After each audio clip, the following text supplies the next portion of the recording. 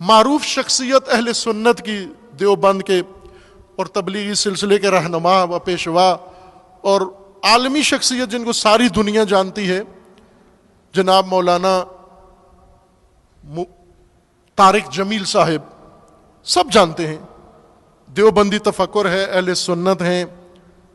ان کی ایک حافظ صاحب اور ہیں، انہوں نے کتاب لکھی ہے فضائل اہل بیت میں، علامہ اقبال کے کلام میں اہل بیت علیہ السلام کے فضائل، اس کتاب پر تقریض جناب طارق جمیل صاحب نے، مولانا طارق جمیل صاحب نے لکھی ہے۔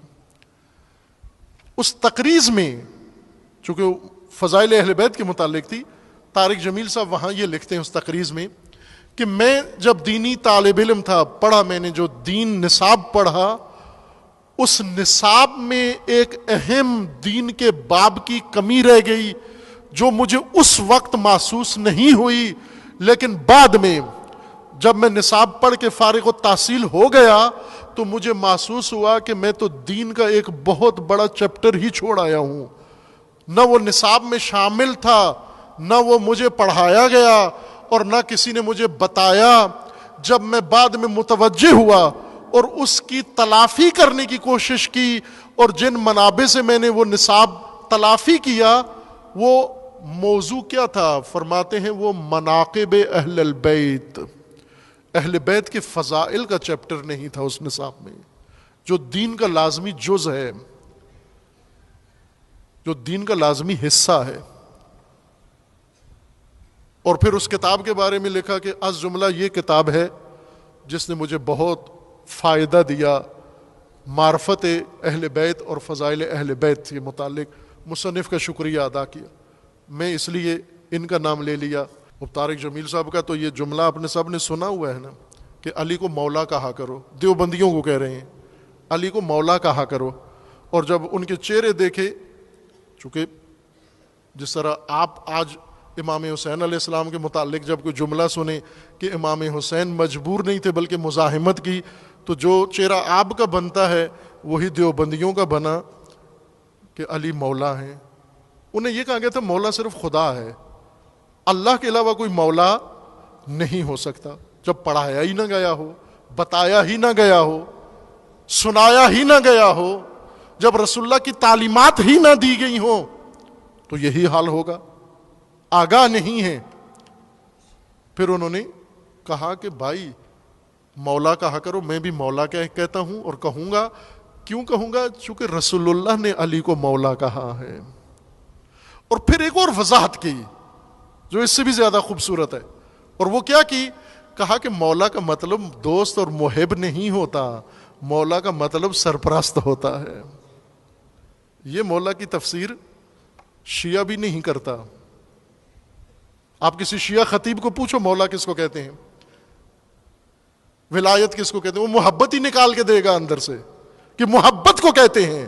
یہ اہل سنت کے عالم کہہ رہے ہیں نا، مولا امامت کو کہتے ہیں، ولایت کو کہتے ہیں، حاکمیت کو کہتے ہیں، پیشوائی کو کہتے ہیں، اور علی کو مولا کہا کرو۔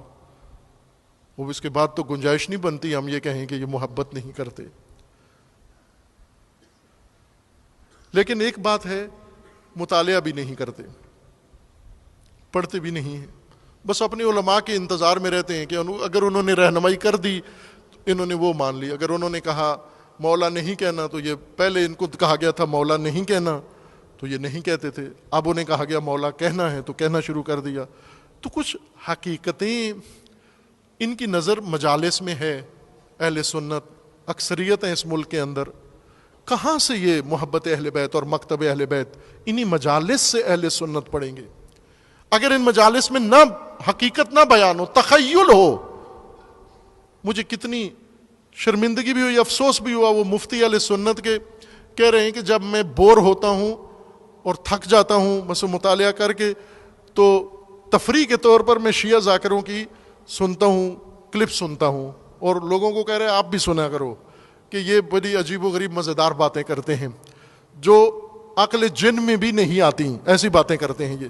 پھر افسوس کے ساتھ کہنے لگے کہ شیعوں کے پاس کوئی عالم نہیں ہے، کوئی پڑھا لکھا انسان نہیں ہے جو یہ سارے عجیب و غریب اینشنٹ کلپ لگا کے اور یہ تشیع پیش کرتے ہو. ایک مفتی اہل سنت کے یہیں پر اسی مسجد بیت العتیق میں یہاں بیسمنٹ میں نیچے وحدت کانفرنس میں ان کا کلپ موجود ہے, نیٹ کے اوپر دیکھ سکتے ہیں آپ.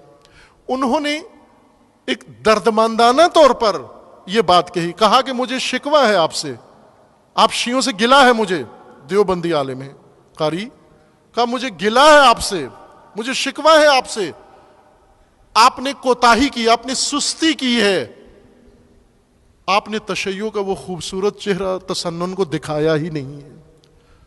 کہا وہ جو میں نے یہاں آ کے دیکھا یہ چھپایا ہوا ہے آپ نے, یہ بتاتے کیوں نہیں ہو لوگوں کو؟